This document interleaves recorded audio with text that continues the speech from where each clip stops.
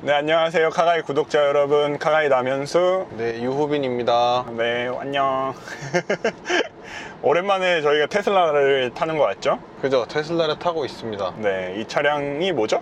네, 모델 3 리프레시 버전이죠. 네, 리프레시 버전 중에서도 이제 퍼포먼스 모델을 저희가 시승을 하고 있는데, 원래 저희가 회사차로 모델 3 스탠다드 레인지가 있었죠. 네, 있었죠. 네, 그래서 그 차량을 저희가 타면서 느꼈던 것 플러스 리프레시 되면서 어떤 점이 바뀌었는지 뭐 이런 간략하게 한번 영상을 찍어 보려고 하는데요.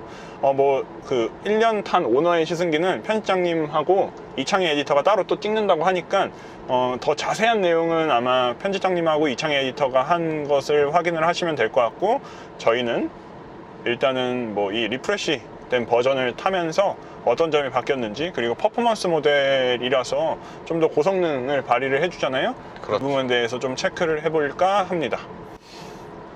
먼저 외관에서 바뀐 점을 좀 찾아보면은 뭐 두드러지는 특징은 좀 없는 것 같아요. 그죠? 우리가 흔히 보는 부분 변경처럼 뭐 그런 눈에 띄는 변화는 거의 없는 편이고, 네. 사실상 원래 손잡이가 크롬으로 돼 있었잖아요. 네. 그 부분을 블랙 무광으로 처리를 해놨습니다. 네. 그 부분 바뀌고 휠 디자인도 좀 바뀌었죠. 휠 디자인이 조금 원래 약간 둥글런 네. 모습이 있었다면 이번에는 조금 더 각진 모습으로 바뀐 것 같아요. 맞아요. 원래 이제 테슬라에 관심이 없으셨던 분들은 진짜 뭐가 바뀌었어? 라고 할 정도로 정말 조금 바뀌었습니다.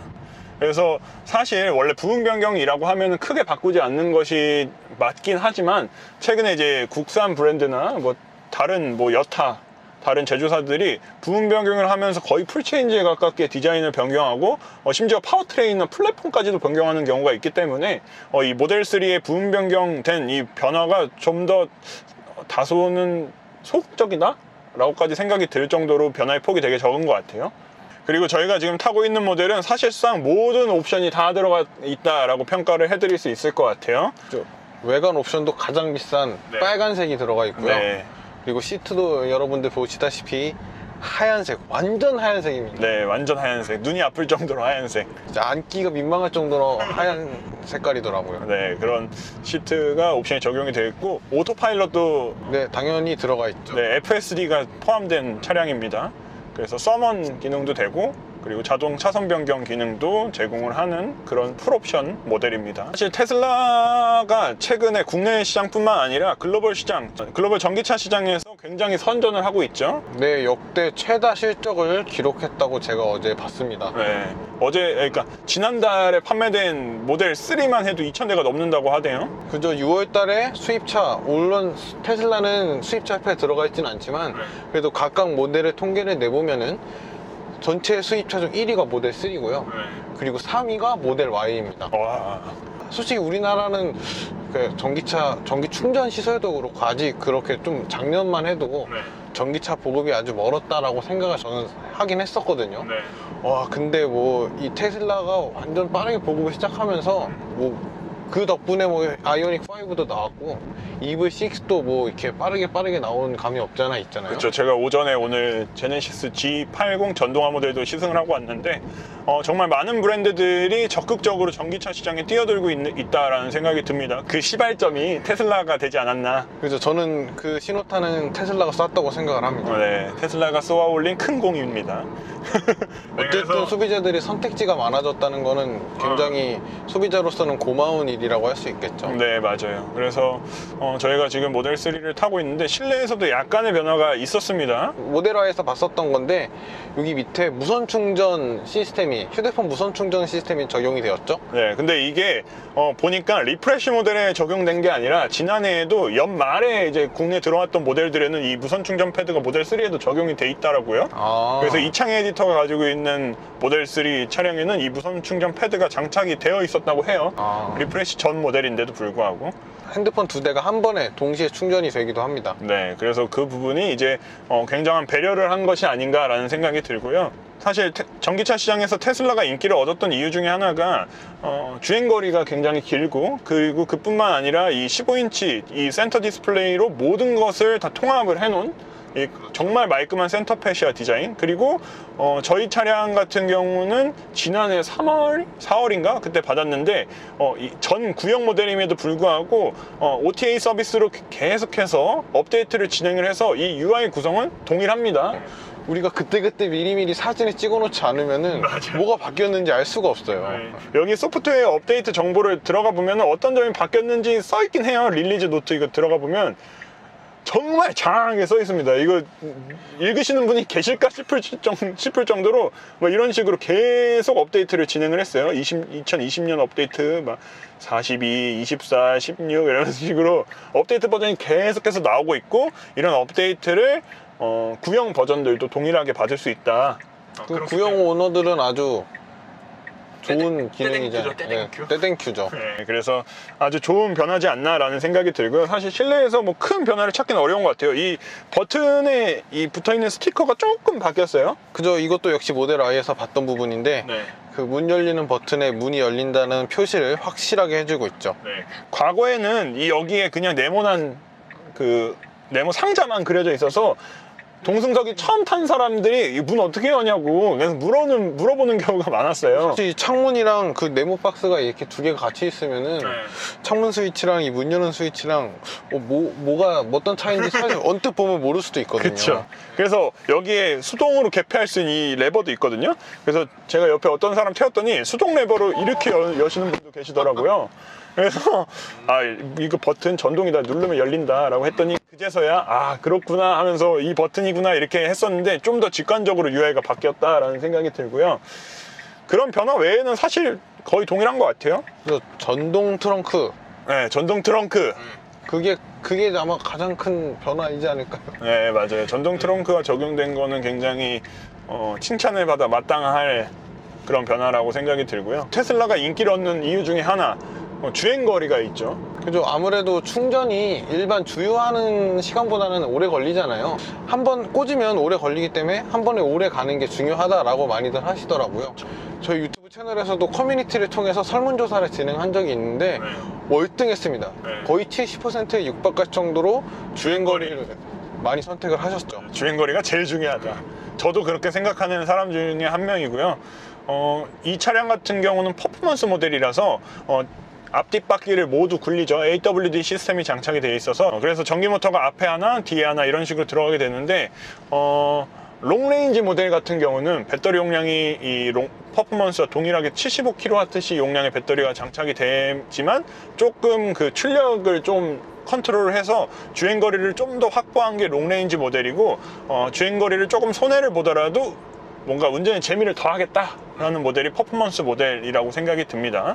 그래서 외관적인 차이는 그 뒤에 트렁크에 스포일러가 조그맣게 하나가 달렸죠. 카본 스포일러가. 네, 검정색으로 이렇게 카본으로 달려 있습니다. 네, 그 점이 조금 특징인 것 같고, 그 점 외에는 사실 특별하게 다른 점은 없는 것 같아요. 맞습니다. 그래서 이 차량 같은 경우는 1회 완전 충전으로 480km 정도를 주행을 할 수가 있죠. 퍼포먼스 모델은 480km 주행이 가능하고요. 네. 롱레인지는 528km가 주행이 가능합니다. 네, 그래서 뭔가 나는 뭔가 이런 폭발적인 가속력 말고 좀 더 주행거리를 확보하고 싶다라고 하시면은 1,000만 원 좀 아끼셔서 롱레인지 모델을 선택을 하시는 게 좀 더 맞는 선택지지 않나라는 생각이 들고요. 우리나라 또 전기차 보조금 같은 경우에는 그 6천만 원을 기준으로 6천만 원이 넘으면 국고 보조금의 절반만 받을 수 있고, 6천만 원이 안 넘어야지만 보조금 100%를 받을 수 있는데 롱레인지가 딱 5,990만 원이에요. 네. 그래서 이 차량은 이제 보조금을 절반밖에 받을 수 없기 때문에 이 차량보다는 롱레인지 모델을 선택을 하시는 게 좀 더 만족도가 높을 것 같고요. 이 퍼포먼스 모델 같은 경우는 정지 상태에서 시속 100km까지 가속하는데 3.3초가 걸리죠. 네, 3.3초가 걸립니다. 네, 근데 롱레인지 모델도 이 못지않게 4초대를 마크를 하고 있기 때문에 사실 4초대 정도의 가속력이라면 전혀 부족함이 없거든요. 그죠. 거의 우리나라 모델 기준으로 내연기관 모델로는 G70이나 뭐 스팅어 같은 3.3 터보 모델이 거의 4초대를 기록을 했었죠. 그래서 4초대도 사실 부족한 성능은 아니기 때문에 롱레인지 모델을 사셔서 뭐 가속감이 좀 떨어진다 막 이런 생각은 안 하셔도 될 것 같아요. 그런 걱정 없이 아마 선택을 하셔도 될 것 같고, 퍼포먼스 모델의 특징이라고 하면 주행 모드 중에 트랙 모드가 추가됐습니다. 이 트랙 모드가 하나 추가가 돼 있기 때문에 뭔가 이 테슬라도 트랙에서 우리 자신감 있다. 이 모델 S의 플레이드 모델이 생겼잖아요. 그쵸. 타이칸을 거의 정조준한 것 같은데 우리도 트랙에서 빠르게 달릴 수 있다라는 걸 좀 보여주기 위해서 이 트랙 모드가 퍼포먼스 모델은 있다라고 설명을 해드릴 수 있을 것 같아요. 그 점 외에도 이제 테슬라의 특징이라고 하면 오토파일럿이겠죠? 그죠. 오토파일럿이죠. 네, 아까 전에 이제 이오비네이터가 이 차량을 타고 왔는데 저한테 카톡으로 오토파일럿 너무 좋다고. 이게 왜냐면 저희 회사 차 같은 경우는 오토파일럿이 이제 기본적으로 모든 테슬라 차량에는 들어 있습니다. 차선 중앙 유지해 주는 거, 그리고 앞차와의 간격을 유지해 주는 어댑티브 크루즈 컨트롤 모두 이제 기본 적용은 돼 있지만 이 FSD라는 옵션을 추가를 하게 되면 한 단계 더 진보한 자동차 전용 도로에서 자기 혼자서 목적지를 입력해 두면 알아서 방향 지시는 점등하고 차선 변경하면서 출입구까지 찾아나가는 그런 기능까지 되고 서문 기능도 추가가 되죠. 발렛 파킹 같은 약간 그런 기능이라고 하죠. 네. 그런 기능까지 추가가 되기 때문에 그 기능을 한번 맛보더니 이거 무조건 넣어야 된다고. 그죠. 무조건 넣어야 됩니다. 이 가격 점점 올리고 있어서 네. 더 올리기 전에 빨리. 네. 그리고 이거는 FSD는 기존에 테슬라 모델을 가지고 있었던 분들은 그냥 테슬라에 전화를 해서 나 이거 사겠다라고 하면은 구매를 하면 소프트웨어 업데이트로 테슬라 방문하지 않아도 그냥 업데이트가 돼서 바로 FSD를 사용을 할 수 있게 되기 때문에 그 부분 역시 아주 테슬라가 진보적인 부분이 아닌가라고 생각이 들고요. 뭐 그래도 아쉬운 부분도 있기는 있나요? 뭐 사실 자기 맘에 100% 드는 차가 어디 있겠습니까? 완벽한 차는 없죠. 예. 그래도 뭐 우리 회사차 살 때까지만 해도 우리 편집장님 그랬잖아요. 물만 안 새면 된다. 그렇죠. 예. 근데 그때보다 단차가 확실히 좋아진 거는 이렇게 언뜻 봐도 느껴집니다. 맞아요. 그때 저희가 모델 Y 그때 했을 때도 월등히 좋아졌다 그랬어요. 그 전보다 단차도 거의 줄어들고 이런 헤드라이닝 마감도 좋아졌고 뭔가 눈에 거슬리는 부분이 거의 없거든요. 근데 저희 회사 차만 해도 딱 그거는 보여요. 거슬려요. 여기 어디에 막 이렇게 막 튀어나와 있고 회사차를 보면 곳곳에 보이는데 이 모델 3도 모델 Y처럼 이 마감이 정말 좋아졌어요. 맞아요. 그래서 그 부분이 굉장히 업그레이드 된 것이 아닌가라고 생각이 들고요. 테슬라도 점점 발전을 해 나가고 있습니다. 그렇죠. 네, 그래서 마감 자체는 이제는 현 시점에서는 이제 걱정을 좀 덜 해도 되지 않나라고 생각이 드는데 그래도 조금 아쉬운 부분들이 있긴 있어요. 기존 내연기관 차량을 보던 잣대로 보시면은 아무래도 부족한 점이 많이 보이실 수는 있을 것 같아요. 네. 네. 그렇지만 이제 1세대 그러니까 초창기 테슬라에 비하면은 좀 많이 나아졌다. 근데 많이 나아졌다. 정말 눈에 띌 정도로 많이 좋아졌다라고 저는 생각을 합니다. 뭐 저는 그 전동 트렁크가 너무 퍽 다치는 게 아닌가. 네, 조금 세게 다치는 느낌이 있어요. 네. 그런 부분만 조금씩만 더 개선을 해나간다면 이제 뭐 품질에 대한 불만은 거의 사라지지 않을까라고 생각이 들고요. 테슬라가 이제는 조금 긴장을 해야 되는 시점이 오지 않았나. 그리고 각 회사들의 전기차들도 점점 많이 나오고 있잖아요. 우리 국내 시장만 해도 벌써 아이오닉 5가 엄청난 인기를 끌고 있죠. 네.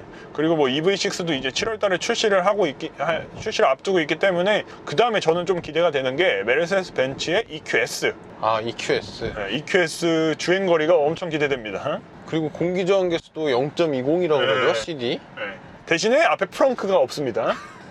그냥 다 막아져 있어요. 그냥 통짜 철판이에요. EQS는 공기 역학계수를 위해서 나는 포기한다. 근데 사실 생각을 해보면 내연기관 모델에서 프렁크 안 썼었잖아요. 그렇죠. 트렁크 공간은 충분하게 있기 때문에 그런 점을 감안해 봤을 때 메르세데스 벤츠의 선택이 아주 뭐 최악의 선택은 아니지 않았나. 공기 역학계수를 얻고 대신에 프렁크 정도는 손해를 감수를 한다 라고 생각을 했을 때 그 부분 정도는 나쁘지 않은 선택이었다라고 저는 생각을 합니다. 그 부분에서 1등을 할 수 있으면 그 정도 부분은 또 과감하게 포기를 할 줄 알아야죠. 그럼요. 벤츠가 그래도 자동차 시장을 이끌어온 브랜드잖아요. 다임러가 뭐 세계 최초의 자동차를 개발한 회사기도 하고 그렇기 때문에 뭐 자존심이 아마 있을 거예요. 그래서 이제 테슬라도 좀 긴장을 해야 되는 시점이 오지 않았나. 다른 브랜드들도 뭐 아우디도 그렇고 이트론 스포트백 그리고 아우디 이트론 GT 이런 다양한 전기차들을 출시를 하고 있고 심지어 그 콧대 높은 포르쉐도 타이칸을 출시를 하면서 길거리에서 꽤 많이 보입니다. 네, 그래서 이제 테슬라도 뭐 아직은 제 생각에는 한 수 정도는 더 앞서고 있는 것 같긴 한데 그래도 이제는 좀 긴장을 해야 되지 않을까. 언제까지 테슬라만 이거일 수는 없습니다. 네. 네. 그래서 테슬라가 언제까지 왕자의 자리에 앉아있진 않을 것 같다라는 생각이 들고요. 오늘은 시간이 좀 없어서 제가 오늘 진짜 여러 탕을 뛰고 있거든요. 오늘은 이 정도에서 마무리를 하도록 하고요. 모델 3 충분히 살만한 가치가 있다. 그죠. 모델 3는 저는 이 차를 딱 탈 때마다 이 정도면 전기차 탈만하다라는 생각을 계속 하고 있습니다. 네. 그리고 만약에 구매를 고려를 하고 계신다면 스탠다드나 퍼포먼스 모델보다는 롱레인지를 선택을 하시는 게 아마 가장 만족도가 높지 않을까. 그죠. 사실 스탠다드랑 롱레인지랑 500만 원밖에 차이 안 나요. 그래서 그 과거에는 1000만 원 차이 났을 때는 조금 망설여졌을 텐데 지금은 이제 가격대가 롱레인지가 많이 내려왔기 때문에 롱레인지를 선택을 하시는 게 아마 장기적으로 봤을 때 만족도는 훨씬 높으실 거다라고 생각이 들면서 오늘의 이 간략한 시승기를 마치도록 하겠습니다. 이상으로 카가이의 남현수 유호빈이었습니다. 감사합니다.